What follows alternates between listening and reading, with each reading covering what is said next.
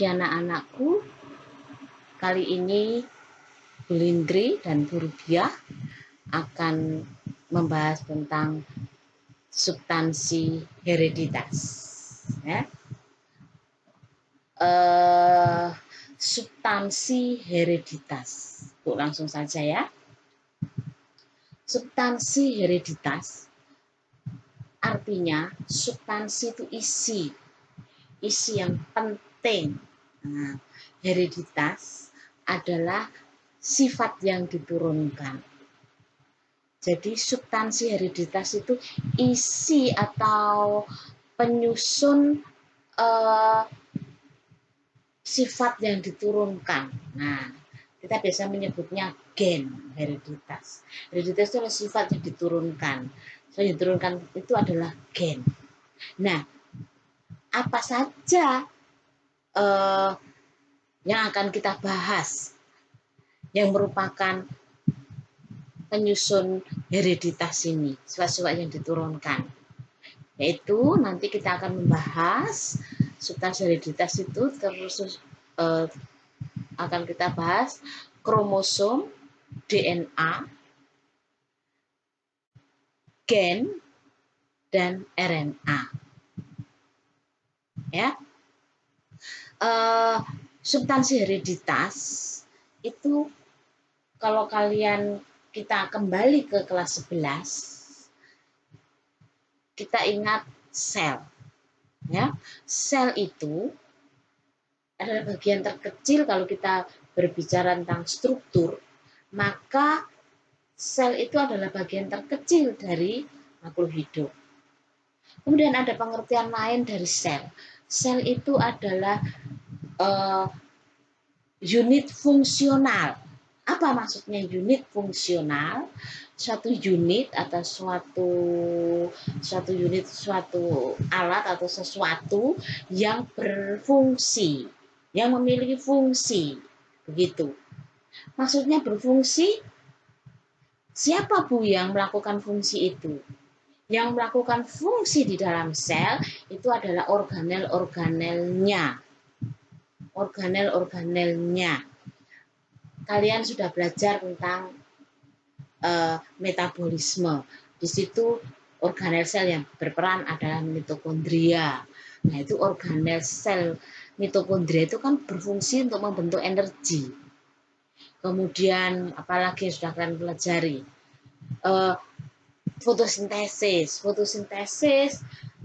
dikerjakan oleh yang namanya organel sel pada tumbuhan, yaitu kloroplas. Kemudian kalau kalian masih ingat, kelas 11 itu harus ingat, ribosom membentuk protein. Kemudian apalagi badan Golgi melaksanakan fungsinya untuk membentuk molekul-molekul organik. Gitu? Nah, itulah yang dimaksud dengan unit fungsional. Jadi sel itu dia punya fungsi, dan fungsi itu dilakukan oleh organel-organelnya. Kemudian satu lagi yang berkaitan dengan apa yang akan kita bahas hari ini adalah sel merupakan unit pembawa sifat, unit hereditas. Jadi dia suatu unit, suatu alat begitu ya. Suatu sistem yang membawa sifat yang diturunkan, membawa hereditas. Nah, sifat yang diturunkan itu ada di mana? Nah, ada di dalam nukleus, di dalam inti sel. Di dalam inti sel itu, di situ ada namanya kromosom. Nah, kromosom itu dia tersusun oleh DNA. Di dalam DNA itu ada namanya gen, begitu ya. Oke, kita masuk.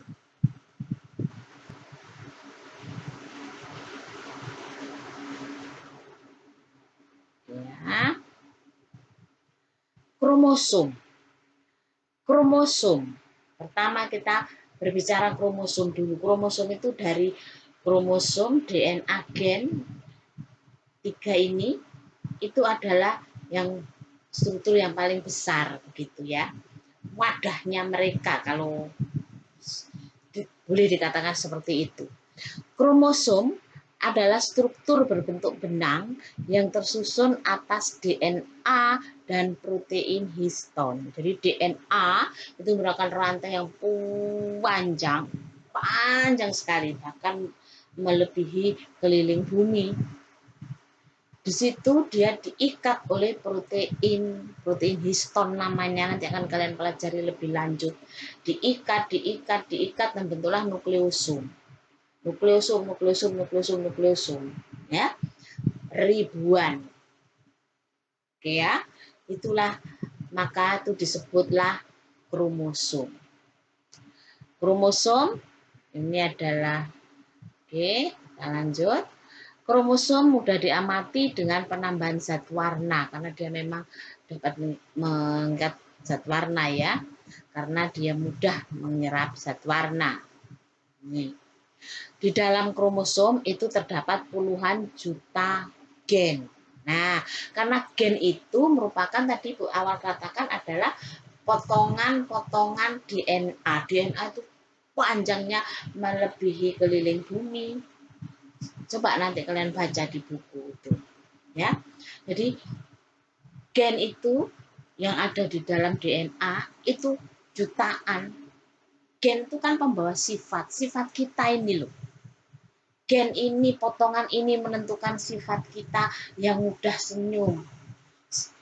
Potongan satunya lagi menentukan warna kulit kita, hitam atau kuning atau putih.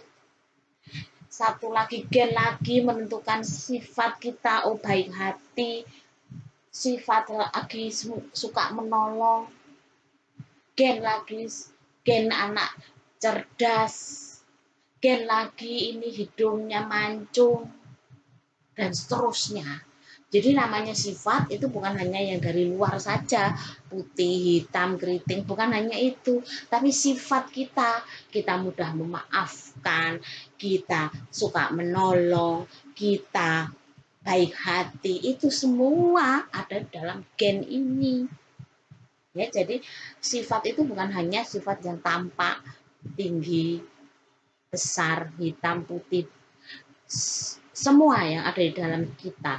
Bahkan kita susunan orang itu mudah terserang lemah lambungnya, itu juga gen, gitu ya. Oke. Nah di sini gambarnya kromosom. Coba kalian perhatikan gambarnya kromosom, kamu perhatikan pada manusia saja itu. Ya, seperti itu. Itu adalah benang-benang DNA dan protein. Itu kromosom. Oke. Ini susunannya. Kromosom itu tersusun atas bagian-bagian. Tadi terusun kan sudah ya, DNA dan protein. Bagian-bagian kromosom. Bagian-bagian kromosom. Ini ada kromatid. Kromatid itu mana? Kromatid itu satu ini loh. Ini satu. Satu ini. Kromatid mata ini D. Nih, berarti di sini ada dua kromatid. Jadi kalau saya potong tengah ini, nah ini ya, tengah, ini ada dua kromatid. Nah, ini masing-masing kromatid itu ya sama, dia tersusun dari DNA dan protein tadi. Cuma kalau dua kromatid itu disebut kromosom, tapi separuh seperti itu namanya kromatid. Mateni D, karena nanti ada kromatin, mateni N. Kromatin itu dia masih berupa benang halus, belum menebal seperti ini. Kalau kromosom itu adalah kromatin yang menebal, sudah siap untuk membelah. Kromosom itu terbagi dua menjadi kromatid ini. Kromatid digandengkan ini oleh sentromer ini, maka jadilah dua gitu ya. Susunannya seperti ini. Sentromer nomor 2 sentromer, kemudian ada lengan panjang, ada lengan pendek. Itu secara sederhana. Silakan kalian baca kromosom itu mana kromonema, mana kromomer. Nah, mana satelit, apa fungsinya, apa di situ fungsinya. Silakan kalian baca. Jenis kromosom. Jenis kromosom. Satu set kromosom dibedakan menjadi 2 jenis, yaitu autosom, kromosom tubuh, dan gonosom atau kromosom kelamin. Autosom disebut juga kromosom tubuh atau kromosom somatis. Di sini tidak menentukan jenis kelamin, tapi di sini adalah membawa sifat pada tubuh kita. Ya, pada tangan, pada mata, pada telinga, pada jantung. Nah, itu seluruh tubuh kita itu tersusun atas kromosom. Ada kromosom di situ dalam sel ya. Jadi kromosom itu adalah yang menentukan sifat kita. Tapi tidak menentukan jenis kelamin loh ya. Itu autosom.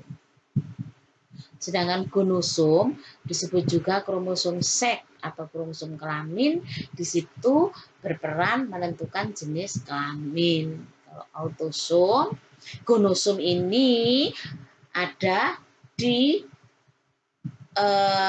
sel kelamin, yaitu ada di ovum atau sel telur pada wanita atau betina. Kemudian kalau pada pria atau jantan dia ada di sperma. Ya, autosom itu ada di seluruh tubuh kita. Oke. Autosom dan gonosom. Individu jantan, pasangan kromosom seksnya yaitu kromosom X dan Y. Sedangkan pada individu betina, kedua kromosom seksnya adalah kromosom X, jadi 2. Ini kalian perhatikan di situ contohnya adalah yang sedikit beri contoh kromosomnya Drosophila melanogaster lalat buah, dia hanya punya 8 kromosom. Setiap spesies memiliki kromosom dengan jumlah tertentu. Ini lalat buah atau Drosophila melanogaster, mereka memiliki 8 buah kromosom. Perhatikan di situ, kromosom dari 8 itu mereka berpasangan. 2, 2, 2, 2. Itu disebut kromosom homolog. Ya, jadi 2 kromosom yang berpasangan untuk kromosom homolog mempunyai bentuk dan ukuran yang sama. Nah, kalian perhatikan di situ ada 4 pasang itu artinya karena kromosom itu homolog maka disebut 2N ya, karena berpasangan itu 2N jadinya ya. Di situ ada kromosom tubuhnya ada 3 pasang, maksud ibu ada 3 pasang, sedangkan kromosom seksnya ada sepasang ya, yang jantan XY, yang betina XX. Kalau kita berbicara ini individu betina, individu jantan, individu. Jadi lalat jantan, lalat betina. Kita tidak berbicara masalah sel telurnya saja, tapi kita berbicara utuh si lalat jantan, kita berbicara utuh si lalat betina. Ya, maka susunan kromosomnya seperti ini. Ya, ada 4 pasang kromosom. Oke. Tipe kromosom, kalau tipe kromosom ya. Autosom di depan sudah kita bahas. Kromosom tubuh menentukan karakter. karakter fisik. Ya. Sebenarnya lebih tepatnya karakter gitu, karakter fisik dan non fisik.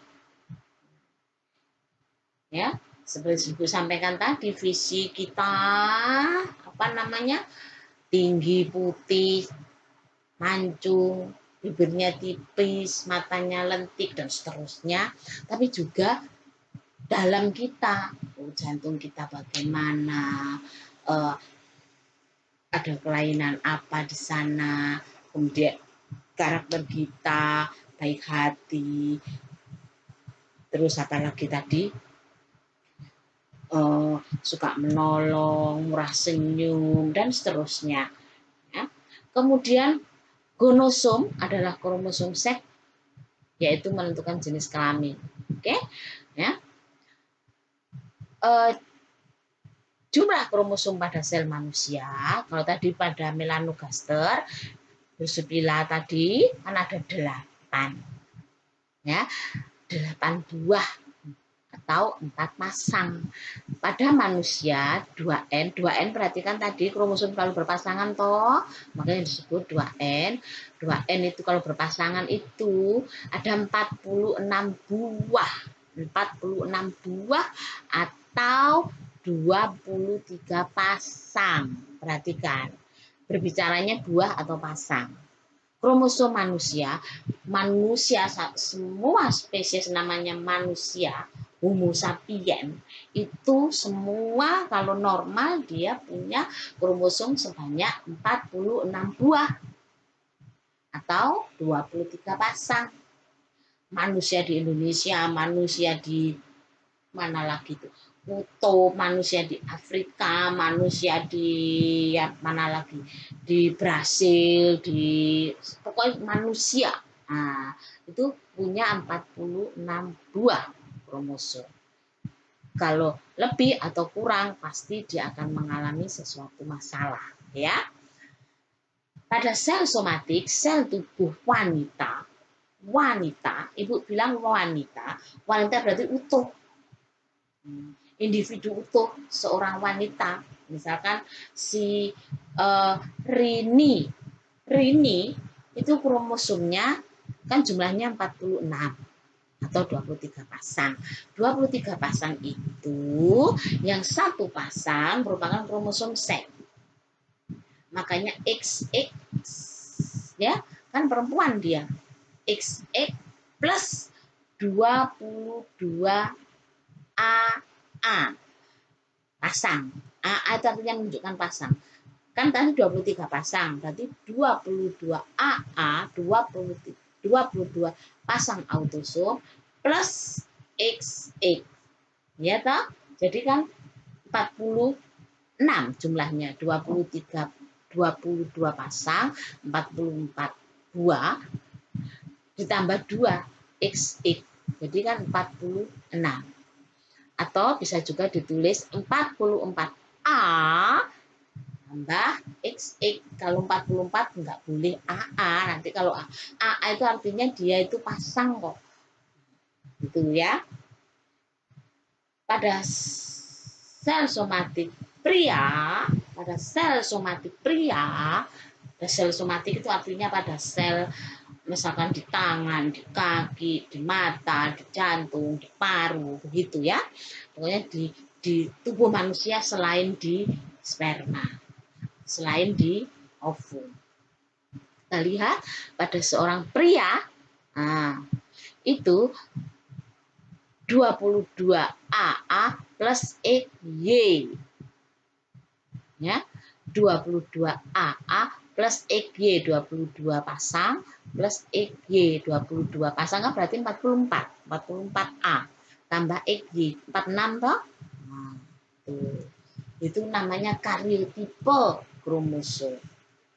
Jadi kalau tadi pada melanogaster, Drosophila melanogaster ada 8 pasang kromosom pada sel somatiknya, maka karyotipenya, penulisannya itu berarti gimana? Kalau yang betina XX 8 diambil 2. Berarti tinggal 6 toh? Berarti 3 A plus E.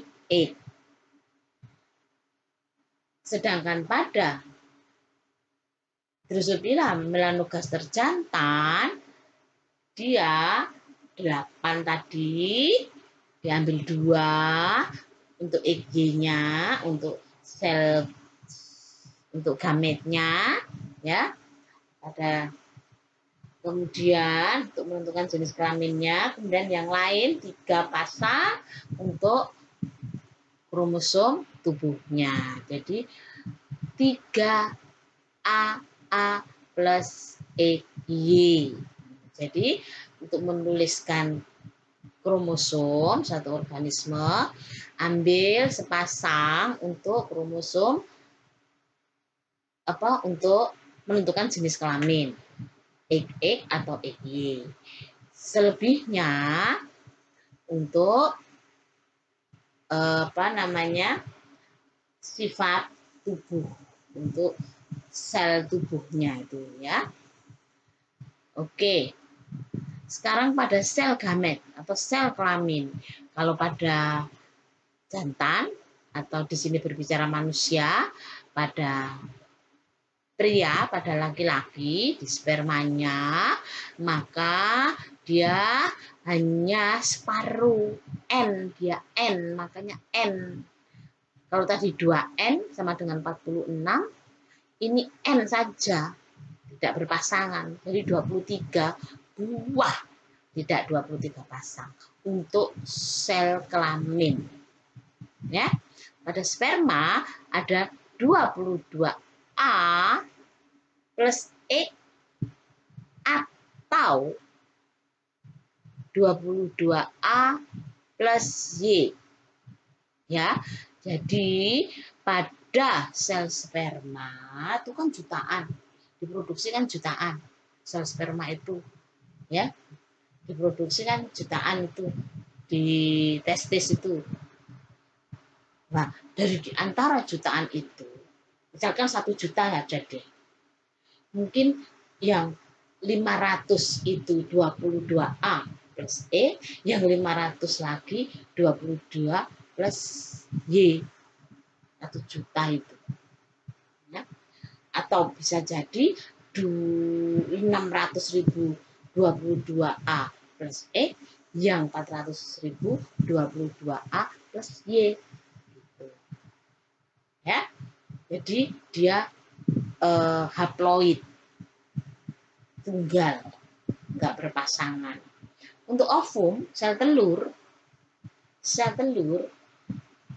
hanya satu macam saja, 22A plus E. Jadi ovum itu kromosomnya hanya satu macam tok, 22 plus E. Jadi setiap bulan itu dibentuk satu, itu semuanya pasti 22 plus E. Itu yang normal. Kita berbicara normal hari ini, ya. Makanya pada saat fertilisasi, bertemunya ovum dengan sperma, itu ovum 22A plus E tambah kemasukan sperma, bisa 22A plus E, ya. Jadinya kan 44A, gitu, 44A plus E nanti jadinya, ya. Atau ovumnya 22A plus E, difertilisasi atau digabung dengan sperma yang 22A plus Y, maka sigut atau janin itu nanti jadinya laki-laki, kayak gitu, ya. Jadi tetap si janin atau si sigut itu tetap 46 jumlahnya kromosomnya, gitu. Nah, ini loh kromosom pada manusia itu oleh para ahli ditandai, ada kromosom nomor 1 sampai kromosom nomor 23, ya. Kromosom nomor 1 itu lihat itu ya, kromosom manusia lihat berpasangan itu kromosom nomor 1, nomor 2, nomor 3 sampailah 23. Yang ke-23 itu merupakan kromosom yang menentukan jenis kelamin. Nah, kromosom 1, 2, 3 sampai 23 itu tidak boleh ada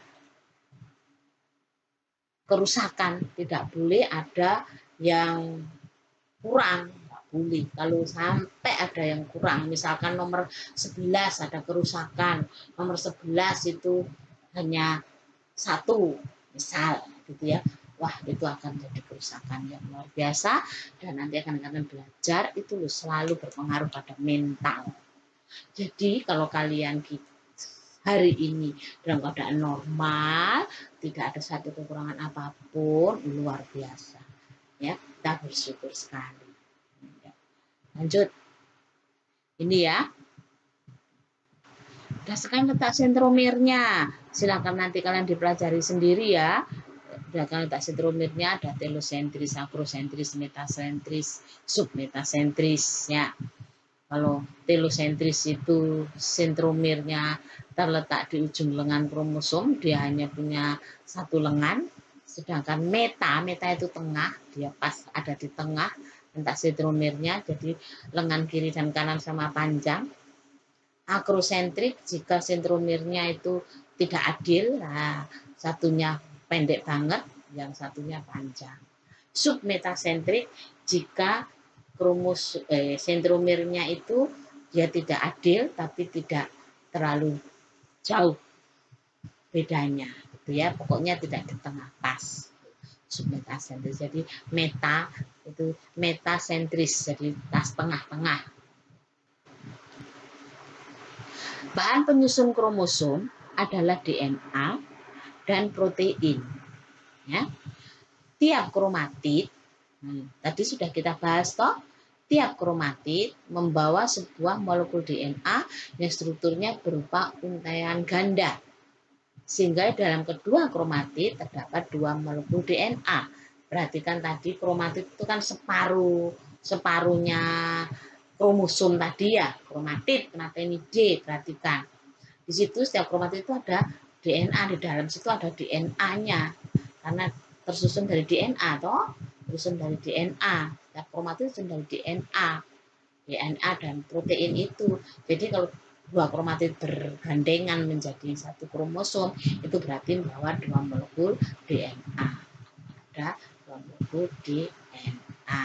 Itu perhatikan di situ ada gen 1, gen 2, dan gennya ribuan ya. Tuh, jadi ada bagian yang enggak membawa sifat, berarti ya dia bukan gen. Jadi dari panjang itu tadi, potongan yang membawa sifat itu namanya gen, sedangkan potongan yang tidak membawa sifat ya bukan gen. Gitu. Itu jadi DNA itu merupakan untaian ganda, sudah digambarkan di situ B itu ya, secara garis besar di surat global itu. Sekarang kita belajar DNA. Struktur DNA asam deoksiribonukleat. Deoksiribonukleat acid DNA, kalau bahasa Indonesianya kan ADN, asam deoksiribonukleat. Tersusun atas 3 macam molekul. Apa saja molekulnya? Gula pentosa. Gula pentosanya adalah deoksiribosa. Ribosa yang kehilangan oksigen, satu oksigen. Jadi gula pentosa C-nya 5, gula dengan atom C5 ya, tapi dia kekurangan satu atom O. Nah, itu deoksiribosa. Ribosa yang kekurangan satu atom O. Kemudian fosfat. Ya, fosfat, kemudian basa nitrogen, basa N, disingkat basa N, nitrogen. Basa nitrogen itu ada 2 macam, purin dan pirimidin. Purin itu ada dua macam, guanin dan adenin. Sedangkan pirimidin ada timin dan sitosin. Purin dan pirimidin ini berpasangan. Kan tadi DNA kan untaian ganda. Nah, itu berpasangan purin dan pirimidinnya. Pasangannya tetap. Ya. Pasangannya tetap. Kalau guanin dari purinnya guanin, maka pasangan tetapnya dia dengan sitosin. Kalau timin, pirimidinnya timin, purinnya selalu adenin. Itu pasangan yang abadi, ya. Jadi kalau timin dengan adenin, kalau sitosin dengan guanin. Nah,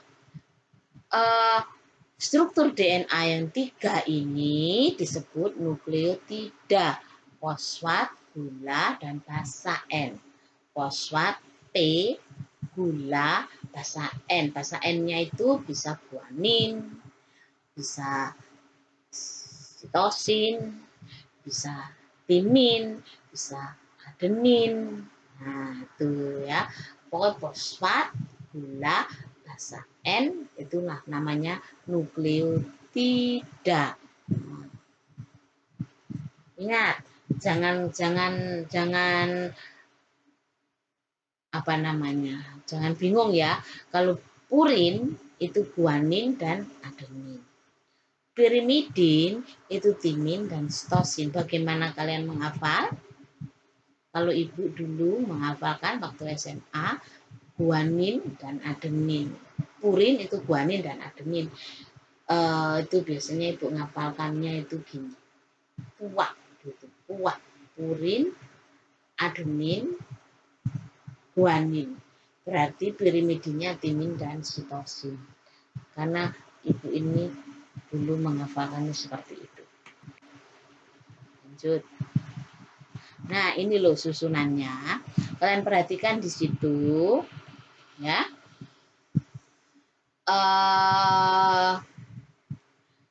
Fosfat, S itu gulanya, ya. Perhatikan gula pentosa 5 atom C.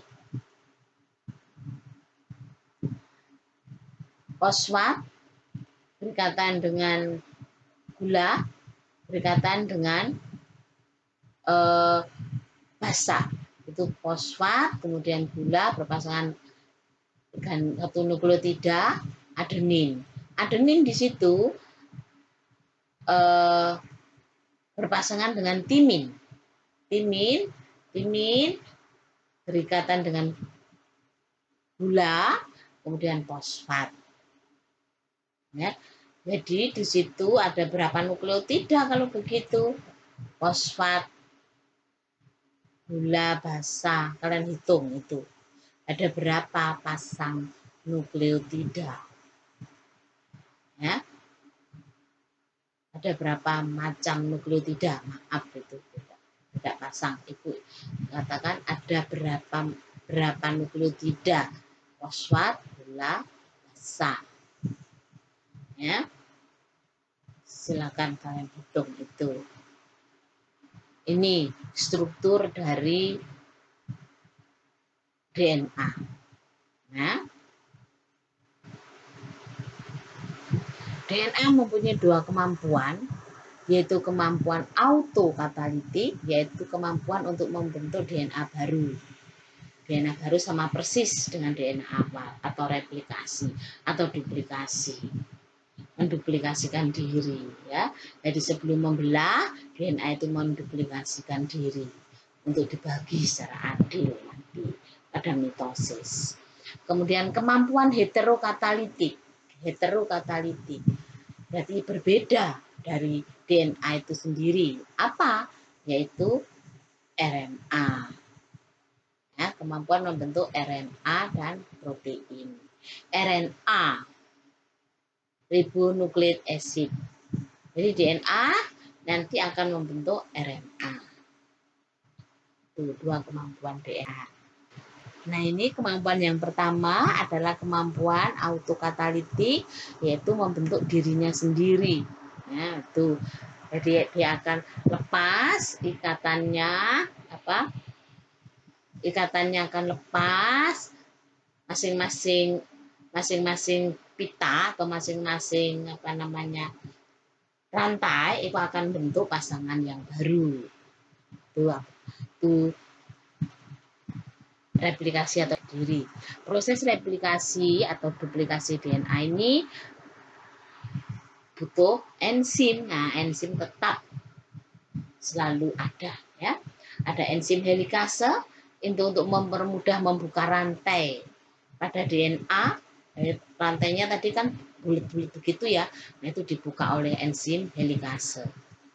Nanti bukaan itu masing-masing rantai akan membentuk pasangannya lagi. Polimerase untuk menggabungkan rantai-rantai mononukleotida membentuk DNA baru. Menggabungkan lagi kan dilepas terus masing-masing membentuk pasangannya masing-masing dan digabungkan lagi oleh enzim polimerase. Kemudian enzim ligase untuk menyambung bagian-bagian rantai tunggal DNA yang baru terbentuk itu, ya. Jadi dia menyambungkan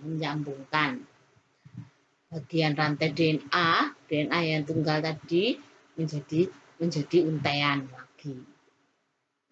Helikase tadi membuka, ligase itu menyatukan lagi.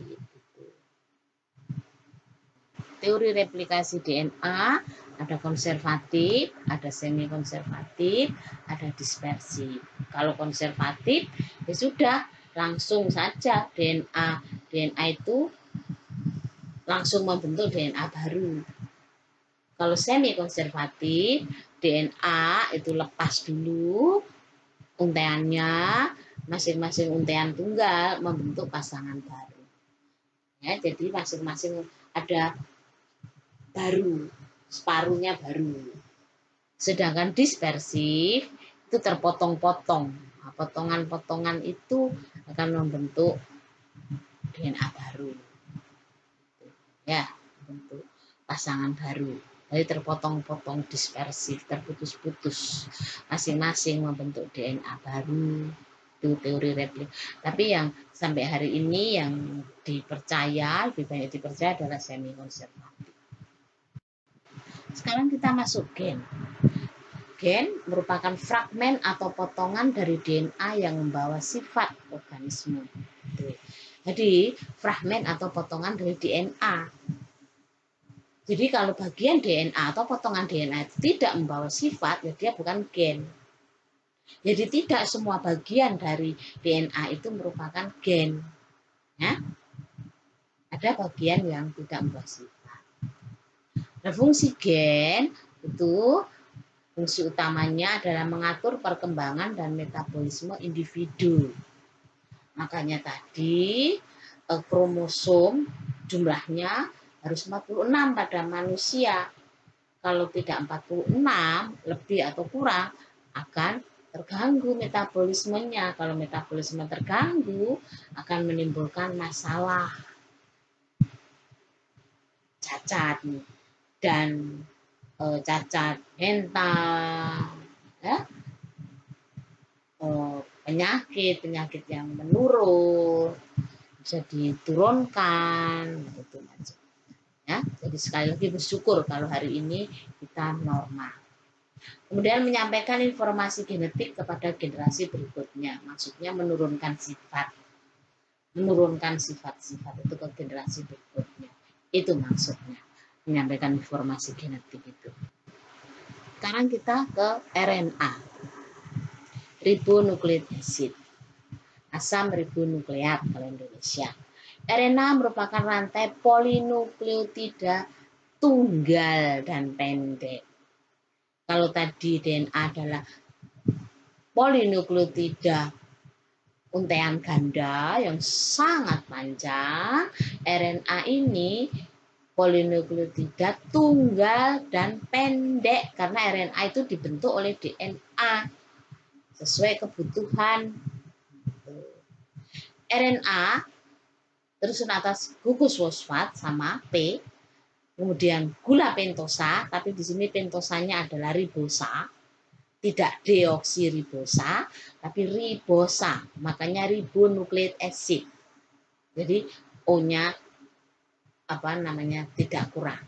Dan basa N. Jadi, tapi dia tunggal gitu, tidak berpasangan ya, bukan rantai ganda tapi dia tunggal. Sama susunannya RNA dengan DNA, cuma dia tunggal, RNA ini, sedangkan DNA adalah ganda. Nah ini ya, tunggal toh. Oke ya. Tulang punggung itu kalau G, C, A itu kan bahasa N-nya. Ya, bahasa N-nya. Dan tulang punggung itu fosfat dan gula tadi. Fosfat dan gula. Ya. Ini strukturnya. Sebuah gula pentosa berupa ribosa. Bahasa N-nya perhatikan ada perbedaan sedikit pada RNA itu. Purinnya guanin dan adenin sama. Pirimidin ada perbedaan, sitosin ya sama dengan DNA, dan urasil. Di sini tidak ada timin. Pada RNA tidak ada timin, tapi timinnya diganti urasil. Jadi pirimidinnya pada RNA, sitosin dan urasil. Kalau purinnya sama dengan DNA, guanin dan adenin. Dan gugus fosfat. Nah ya, jadi yang sama gugus fosfatnya saja itu ya. Apakah ini namanya nukleotida, Bu? Atau gula fosfat gula basa? Iya, ya sama. Ini ya namanya fosfat gula dan basa N, yaitu nukleotida. Betul ya, kalau ini ya. Oke, saya perbedaan DNA dan RNA. Ini bentuk strukturnya. Kalau DNA adalah rantai ganda dan panjang, sedangkan RNA rantai tunggal dan pendek. Ingat, RNA dibentuk oleh DNA, ya. Dan letaknya DNA itu ada di dalam inti sel, dalam kromosom itu ada di inti sel. Kemudian ditemukan juga di mitokondria, plastida, kloroplas, dan sentriol. Tapi pada umumnya ada di inti sel. Nah, RNA itu ada di nukleus, ada karena dibentuk di sana toh. Kemudian ada di sitoplasma dan ribosom. Karena dari nukleus nanti dibawa ke ribosom. RNA.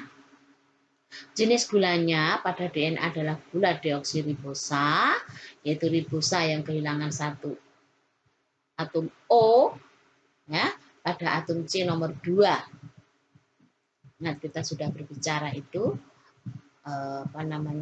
nomor-nomor pada atom C. Kemudian RNA adalah gula ribosa, ya, tidak kekurangan atom O. Dan bisa nitrogennya pada DNA, purinnya adalah adenin dan guanin, pirimidinnya timin dan sitosin. Sedangkan pada RNA, purinnya adenin dan guanin sama, pirimidinnya urasil dan sitosin. Tidak ada timin. Oke? Fungsinya DNA berhubungan erat dengan penurunan sifat dan sintesa protein. Ya. RNA berhubungan erat dengan sintesa protein. Nah, itu ya, berhubungan erat dengan sintesa protein. Kemudian kadar atau jumlah itu DNA tetap jumlahnya, tetap tidak dipengaruhi oleh aktivitas sintesa protein, tetap jumlahnya. Sedangkan RNA itu tidak tetap, berubah-ubah tergantung kebutuhan tubuh untuk membutuhkan protein. Ya. Tuh. macam-macam RNA, ada RNA duta, ada RNA ribosom, dan RNA transfer. Nanti akan kita bahas. RNA duta ada RNA yang dibentuk oleh DNA dalam nukleus, berperan membawa kode genetik, membawa kode gen untuk membentuk protein. Sedangkan ribosom dibentuk oleh DNA juga, ya. Ini juga berperan dalam, perannya belum jelas ini sampai hari ini, ya. Yang terdapat di dalam ribosom. Kemudian RNA transfer, tRNA, dibentuk oleh DNA juga berada dalam sitoplasma dan berperan dalam sintesa protein, yaitu mengikat asam amino pada saat proses sintesa protein yang akan kita bahas selanjutnya. Oke, macam-macam RNA. Oke, terima kasih. Salam dari Bu Rubiah dan Bu Lindri. Sukses buat kalian semua. Selamat pagi, selamat siang, selamat sore.